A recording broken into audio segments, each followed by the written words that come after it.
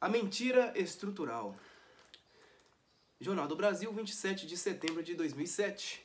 Quando falo em mentalidade revolucionária, não me refiro só aos revolucionários ex-professo, mas a uma certa estrutura de percepção que pode estar presente em indivíduos alheios à atividade política. Um de seus traços característicos é o pseudoprofetismo. O sujeito se imagina o portador de um novo mundo, que pode ser um novo mundo científico, artístico, moral, religioso, político, ou tudo isso ao mesmo tempo. E tão inebriado fica ante a visão desse futuro brilhante que sua percepção da vida atual se torna deformada, grotesca e, no sentido mais radical e absoluto, falsa.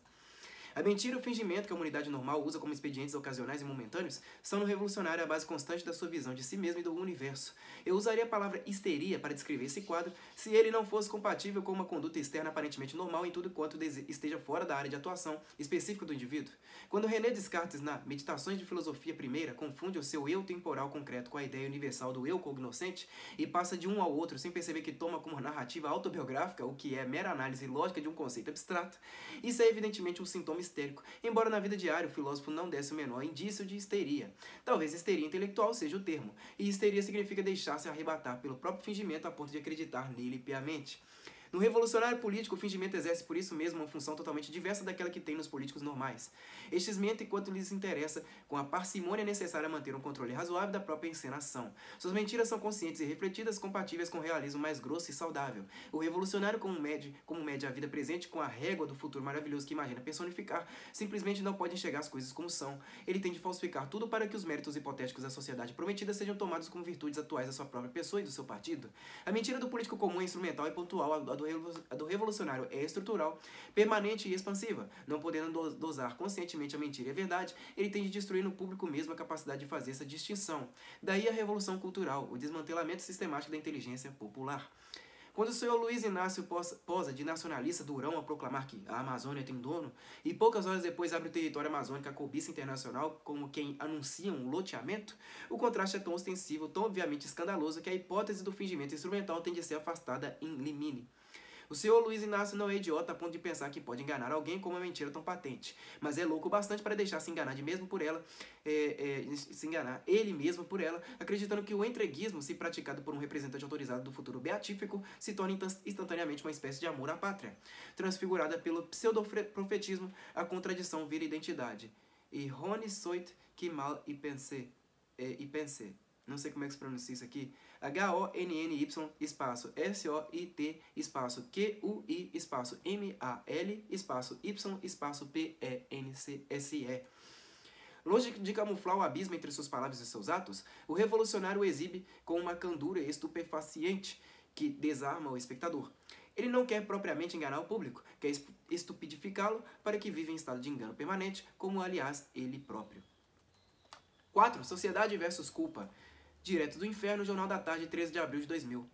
O clamor obsessivo dos intelectuais, dos políticos e da mídia pela supressão das desigualdades e por uma sociedade mais justa pode não produzir, mesmo no longo prazo, nenhum desses dois resultados ou qualquer coisa que se pareça com eles, mas de imediato produz ao menos um resultado infalível. Faz as pessoas acreditarem que o predomínio da justiça e do bem depende da sociedade, do Estado, das leis e não delas próprias. Quanto mais nos indignamos com a sociedade injusta, mais os nossos pecados pessoais parecem se dissolver na geral iniquidade e perder toda a importância própria. Que é uma mentira isolada, uma traição casual, uma deslealdade singular no quadro de universal safadeza que os jornais os escrevem e a cólera dos demagogos verbera em palavras de fogo do alto dos palanques, é uma gota d'água no oceano, um grão de areia no deserto, uma partícula errante entre as galáxias, um infinitesimal ante o infinito. Ninguém vai ver. Pequemos, pois, com a consciência tranquila e discursemos contra o mal do mundo. Eliminemos do nosso coração todo sentimento de culpa, expelindo-o sobre as instituições, as leis, a injusta distribuição da renda, a alta taxa de juros e as hediondas privatizações. Só há um problema. Se todo mundo pensa assim, o mal se multiplica pelo número de palavras que o condenam. E quanto mais maldoso cada um se torna, mais se inflama no coração de todos a indignação contra um mal genérico e sem autor do qual todos se sentem vítimas. É preciso ser um cego, um idiota, um completo alienado da realidade para não notar que na história dos últimos séculos e sobretudo das últimas décadas, a expansão dos ideais sociais e da revolta contra a sociedade injusta vem junto com o rebaixamento do padrão moral dos indivíduos e com a consequente multiplicação do número de seus crimes.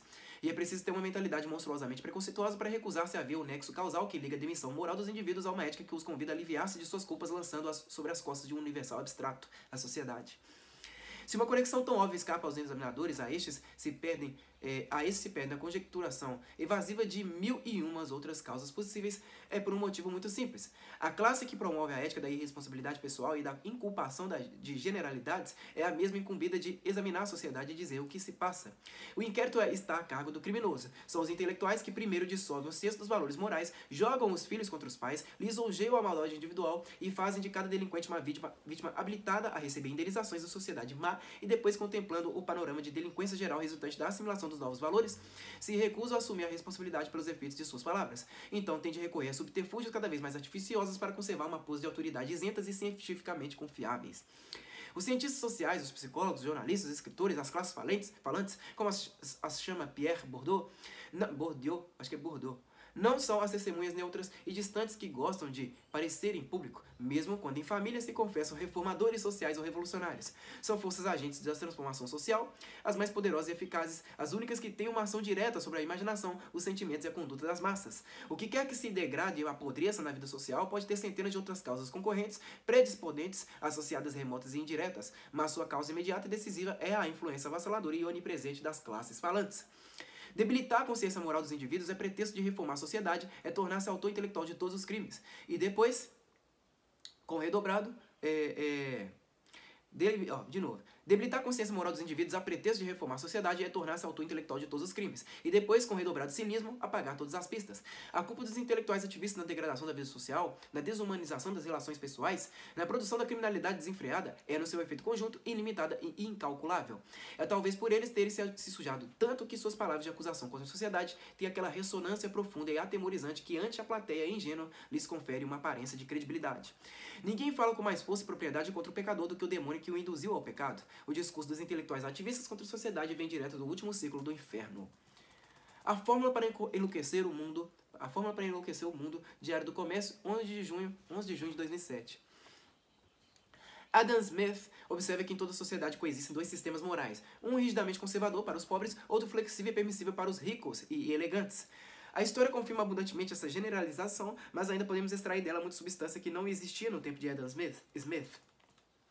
O que aconteceu foi que o advento da moderna democracia modificou bastante a convivência entre os dois códigos. Primeiro, elevou até a classe dominante o moralismo dos pobres. Na América do século XIX, vemos surgir pela primeira vez na história uma casta de governantes que admitem ser julgados pelas mesmas regras vigentes entre o resto da população. No século seguinte, as proporções se invertem. A permissividade não só se instala de novo entre a classe chique, mas a ideia se contamina o povão. É verdade que não o faz por completo. Metade da nação americana ainda se compreende e se julga segundo os preceitos da Bíblia. Mas os efeitos da Revolução Sexual foram profundos, espalhando por toda a parte o permissivismo e o deboche para muito além da esfera sexual. O episódio Clinton, perdoado pelo parlamento após ter usado o salão oval da Casa Branca como quarto de motel, mostra que para uma grande parcela da opinião pública, até as aparências de moralidade se tornaram dispensáveis. Um breve exame das estatísticas de gravidez infanto-juvenil e do uso de drogas mostra que idêntica transformação ocorreu nos países da Europa Ocidental, onde a dissolução dos costumes já vinha desde o fim da Primeira Guerra Mundial. As consequências dessa transformação se ampliam para muito além do domínio moral, conforme vem demonstrando Michael Jones numa série memorável de estudos, e aí mesmo que se deve procurar a causa do sucesso das ideologias totalitárias no século XX, articulando seu diagnóstico com o de Gertrude Himmelfarb, Himmelfarb, podemos chegar a algumas conclusões bem elucidativas. O poeta Stephen Spender, após romper com o Partido Comunista, já havia admitido que o que conduzia os intelectuais ocidentais à paixão por ideologias contrárias à própria liberdade de que desfrutavam era o sentimento de culpa e o desejo de livrar-se dele a baixo preço. A origem dessa culpa reside no fato de que amplas faixas de classe média passaram a desfrutar de lazeres e prazeres praticamente ilimitados, sem ter de arcar com as responsabilidades políticas, militares e religiosas com que a antiga aristocracia pagava o preço moral dos seus desmandos sexuais e etílicos. Num tempo em que a França era o país mais cristão na Europa, Luís XIV tinha nada menos de 28 amantes, mas sua rotina de trabalho era mais pesada que a de qualquer executivo de multinacional, sem contar o fato tão brilhantemente enfatizado por René Girard, de que a função real trazia consigo a obrigação de servir de bode expiatório para os males nacionais. Quando a cabeça de Luís XVI rolou em pagamento das dívidas de seu pai e de seu avô, isso não foi uma inovação revolucionária, mas o simples cumprimento de um acordo tácito vigente no cerne mesmo do sistema monárquico. Já na Idade Média, os encargos da defesa territorial incumbiam inteiramente a classe aristocrática. Ninguém podia obrigar o camponês ou comerciante a ir para a guerra, mas o nobre que fugisse a seus deveres bélicos seria instantaneamente executado pelos seus pares. noblesse oblige. A classe aristocrática era liberada de parte dos rigores morais cristãos, na mesma medida em que pagava pela sua liberdade com a permanente oferta da própria vida em sacrifício pelo bem de todos. A democratização da permissividade espalha os direitos da aristocracia por uma multidão de recém-chegados que de repente se veem liberados da pressão religiosa, sem ter de assumir por isso nenhum encargo extra, por mínimo que seja, capaz de restaurar o equilíbrio entre direitos e deveres. Ao contrário, junto com a liberdade vem o acesso a bens inumeráveis e a um padrão de vida que chega mesmo a ser superior ao da velha aristocracia. Tudo isso a leite de pato. Ortega y Gasset notou no seu clássico de 1928, A Rebelião das Massas, que o típico representante da moderna classe média, o homem massa, era realmente um filhinho de papai, um senhorito satisfecho que se julgava herdeiro legítimo de todos os benefícios da civilização moderna para os quais não havia contribuído em absolutamente nada, pelos quais não tinha de pagar coisa nenhuma e dos quais geralmente ignorava tudo quanto aos sacrifícios que os produziram. Por toda parte das civilizações anteriores, um certo equilíbrio entre custo e benefício, entre direitos e deveres, entre prazeres e sacrifícios era reconhecido como princípio central da sanidade humana. A liberação das massas imensas de população para o desfrute de prazeres e requintes gratuitos é uma das situações psicológicas mais ameaçadoras já vividas pela humanidade desde o tempo das cavernas. Para cada indivíduo engolfado nesse processo, o efeito mais direto e incontornável da experiência é um sentimento de culpa tanto mais profundo e avassalador quanto menos conscientizado. Mas como poderia ele ser conscientizado se na mesma medida em que se abre as portas do prazer se fecha as da consciência religiosa? O senhorito satisfecho é corroído por um profundo ódio a si mesmo, mas está proibido pela cultura vigente de perceber a verdadeira natureza de suas culpas e mais ainda de aliviá-las mediante a confissão religiosa e o cumprimento de deveres penitenciais. A culpa mal conscientizada, conforme a psicanálise demonstrou vezes sem conta, acaba sempre se exteriorizando como fantasia persecutória e acusatória projetada sobre os outros, sobre o mundo, sobre o sistema. Um homem medianamente instruído do nosso tempo joga suas culpas sobre o sistema, fingindo para si mesmo que está revoltado pelo que ele nega aos pobres, quanto na realidade o odeia por aquilo que esse sistema lhe dá sem exigir nada em troca. Não que o sistema seja isento de culpas, mas a mesma prosperidade geral que espalha os benefícios da civilização entre massas crescentes, que jamais poderiam sonhar com isso nos séculos anteriores, mostra que essas culpas não são de ordem econômica, mas cultural. O capitalismo não cria miséria, e sim riquezas, mas junto com ela espalha o laicismo e o permissivismo, rompendo o equilíbrio entre o prazer e o sacrifício, necessidade básica de psique humana. Daí o aparente paradoxo de que o ódio ao sistema se dissemine principalmente ou exclusivamente entre as classes que dele mais se beneficiam materialmente. Lembre-se do que eu disse sobre o movimento gay no artigo Consequências Mais Que Previsíveis. A tentação socialista aparece aí como o canal mais fácil por onde as culpas do filhinho de papai são jogadas precisamente sobre as fontes do seu bem-estar e da sua liberdade. Veja essa meninada da USP, gente de classe média e alta, depredando uma universidade gratuita e compreenderão do que estou falando. O que esses garotos precisam não é de mais benefícios, é de uma cobrança moral que restaure a sua sanidade. Mas como os representantes do Estado são eles próprios senhoritos satisfeitos, que também não compreendem a origem de suas próprias culpas, sua tendência é fazer dos jovens enradidos um símbolo da sua própria consciência moral faltante. É daí que eles cedam tudo, num arremedo de penitência, corrompendo-os e corrompendo-se cada vez mais e precipitando uma acumulação de culpas que só pode culminar na suprema culpa da sangueira revolucionária. Vivemos num mundo demente e sabemos perfeitamente disso, dizia Jan Huizinga, não sei, Jan espaço Huizinga, na década de 1930, pouco antes que o desequilíbrio da alma europeia desaguasse no morticínio geral. Transcorridas quase 8 décadas, a humanidade ocidental nada aprendeu com a experiência e está pronta a repeti-la.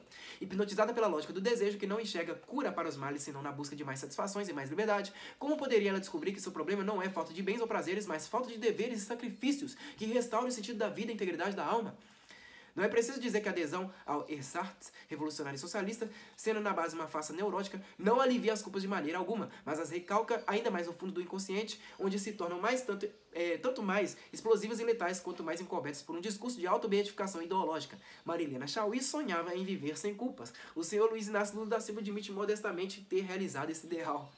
O ódio ao sistema, com sua expressão mais típica hoje em dia, o anti-americanismo, cresce na medida mesmo em que a ilusão autolisonjeira da pureza de intenções, induz cada um a sujar-se cada vez mais da cumplicidade com a corrupção e os crimes do Partido Revolucionário. Os capitalistas, os representantes do sistema, por sua vez, aceitam passivamente seu objeto de ódio e até se regozijam nele, na vã esperança de assim purgar suas próprias culpas. Mas como essas não residem onde as aponta o discurso revolucionário, cada nova concessão ao clamor esquerdista os torna ainda mais culpados e vulneráveis. Antecipando as análises de Jones e de Himmelfarb, Igor Caruso localizava a origem das neuroses não na repressão do desejo sexual, mas na rejeição dos apelos da consciência moral. O abandono da consciência de culpa não pode trazer outro resultado senão a proliferação de culpas inconscientes. E as culpas inconscientes necessitam de novos e novos bodes expiatórios, cujo sacrifício só as torna ainda mais angustiantes e intoleráveis. Sociedade Justa, Diário do Comércio, 10 de março de 2011. Outro dia perguntaram qual é o meu conceito de uma sociedade justa. A palavra conceito entrava aí como sentido antes americano e pragmatista do que greco-latino. Em vez de designar apenas a fórmula verbal de uma essência ou ente, significava o esquema mental de um plano a ser realizado. Nesse sentido, evidentemente, eu não tinha conceito nenhum de sociedade justa, pois, persuadido de que não cabe a mim trazer ao mundo tão maravilhosa coisa, também não me parecia ocupação proveitosa ficar inventando planos que não tencionava realizar. O que estava ao meu alcance, em vez disso, era apenas analisar a ideia mesma de sociedade justa, o seu conceito no sentido greco-latino do termo, para ver se fazia sentido e se tinha alguma serventia. Desde logo, os atributos de justiça e injustiça só se aplicam aos entes reais capazes de agir. Um ser humano pode agir, uma empresa pode agir, um grupo político pode agir, mas a sociedade como um todo não pode. Toda ação subentende a unidade da intenção que a determina. E nenhuma sociedade chega a ter jamais uma unidade de intenções que justifique apontá-la como sujeito concreto de uma ação determinada. A sociedade, como tal, não é um agente, é o terreno, a moldura em onde as ações de milhares de agentes, movidos por intenções diversas, produzem resultados que não correspondem integralmente nem mesmo às intenções deles, quanto mais as de um ente genérico chamado a sociedade. Sociedade justa não é, portanto, um conceito descritivo. É uma figura de linguagem, uma metonímia. Por isso mesmo, tem necessariamente uma multiplicidade de sentidos que se superpõem e se mesclam numa confusão indeslindável, que basta para explicar porque os maiores crimes e injustiças do mundo foram praticados precisamente em nome da sociedade justa. Quando você adota como método das suas ações uma figura de linguagem imaginando que é um conceito, isso é, quando você se propõe a realizar uma coisa que não consegue nem mesmo definir, é fatal que acabe realizando algo de totalmente diverso do que imaginava. Quando isso acontece, há choro e ranger de dentes, mas quase sempre o autor da encrenca se esquiva de arcar com suas culpas, apegando-se com tenacidade de caranguejo a uma alegação de boas intenções que, justamente por não corresponderem a nenhuma realidade identificável, são o melhor analgésico para as consequências pouco exigentes. Se a sociedade em si não pode ser justa ou injusta, toda sociedade abrange uma variedade de agentes conscientes que estes sim podem praticar ações justas ou injustas. Se algum significado substantivo pode ter a expressão sociedade justa, é o de uma sociedade onde os diversos agentes têm meios e disposição para ajudar uns aos outros a evitar atos injustos ou a repará-los quando não puderam ser evitados. Sociedade justa, no fim das contas, significa apenas uma sociedade onde a luta pela justiça é possível. Meios quer dizer poder legal de certo, mas não só isso. Se você não tem meios econômicos, políticos e culturais de fazer valer a justiça, pouco adianta a lei estar do seu lado. Para ver aquele mínimo de justiça sem o qual a expressão sociedade justa seria apenas um belo adorno de crimes nefandos, é preciso que haja uma certa variedade e abundância de meios de poder espalhados pela população em vez de concentrados nas mãos de uma elite iluminada ou sortuda. Porém, se a população mesma não é capaz de criar esses meios, e em vez disso confia em um grupo revolucionário que promete tomá-los de seus atuais detentores e distribuí-los democraticamente, aí é que o reino da injustiça se instala de uma vez por todas. Para distribuir poderes, é preciso primeiro possuí-los. O futuro distribuidor de poderes tem de tornar-se antes o detentor monopolístico de todo o poder. E mesmo que depois venha tentar cumprir sua promessa, a mera condição de distribuidor de poderes continuará fazendo dele cada vez mais o senhor absoluto do poder supremo. Poderes, meios de agir, não podem ser tomados, nem dados, nem emprestados. Tem de ser criados. Caso contrário, não são poderes, são símbolos de poder usados para mascarar a falta de poder efetivo. Quem não tem o poder de criar meios de poder será sempre, na melhor das hipóteses, o escravo do doador ou distribuidor. Na medida em que a expressão sociedade justa pode se transmutar de figura de linguagem em conceito descritivo viável, torna-se claro que uma realidade correspondente a esse conceito só pode existir como obra de um povo dotado de iniciativa e criatividade. Um povo cujos atos e empreendimentos sejam variados, inéditos e criativos o bastante para que não possam ser controlados por nenhuma elite, seja de oligarquias acomodados, de oligarcas acomodados, seja de revolucionários ávidos de poder.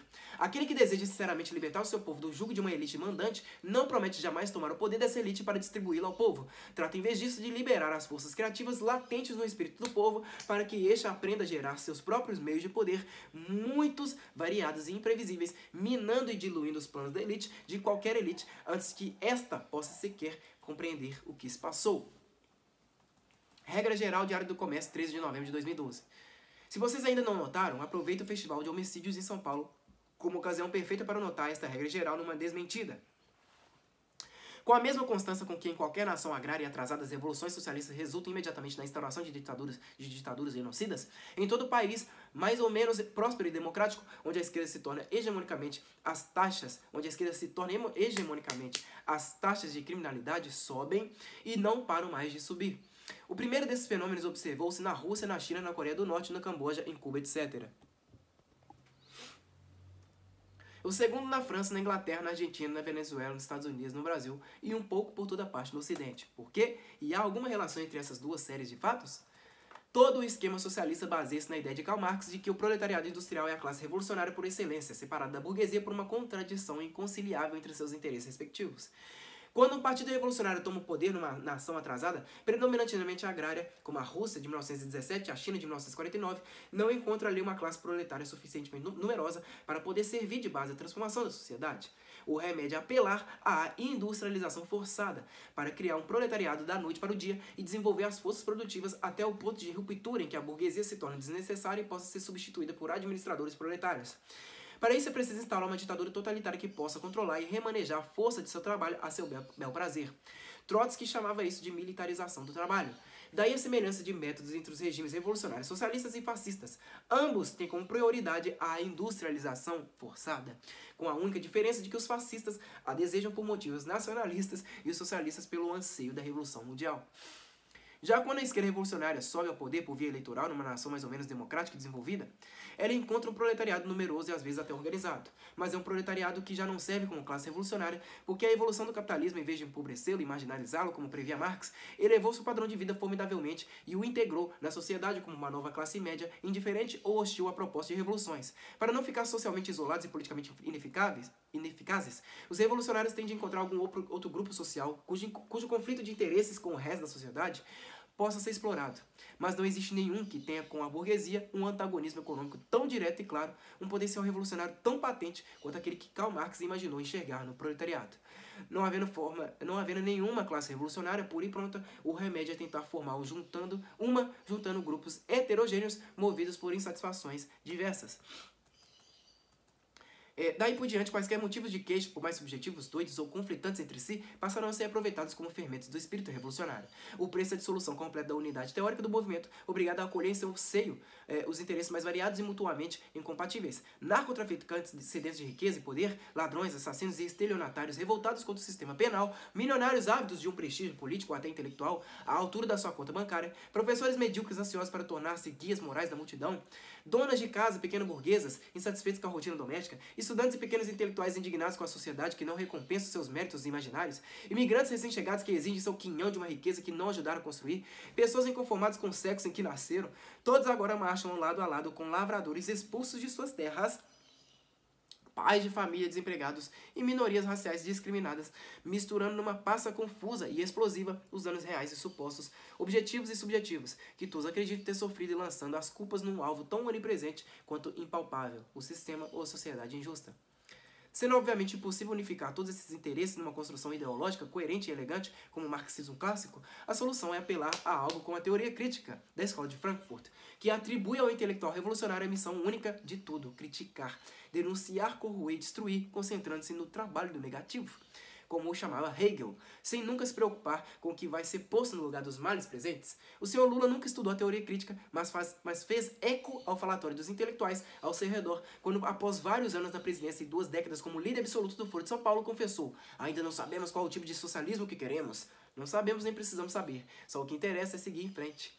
Forward, como no lema da campanha de Barack Hussein Obama, acusando, inculpando e gerando cada vez mais confusão, que em seguida será debitada invariavelmente na conta da sociedade injusta. Se na esfera intelectual essa atitude chegou a produzir até a negação radical da lógica e da objetividade da linguagem, e a condenar como autoritária a simples exigência de veracidade, como não poderia suscitar no campo da moral social o florescimento sem precedentes da amoralidade cínica e da criminalidade galopante?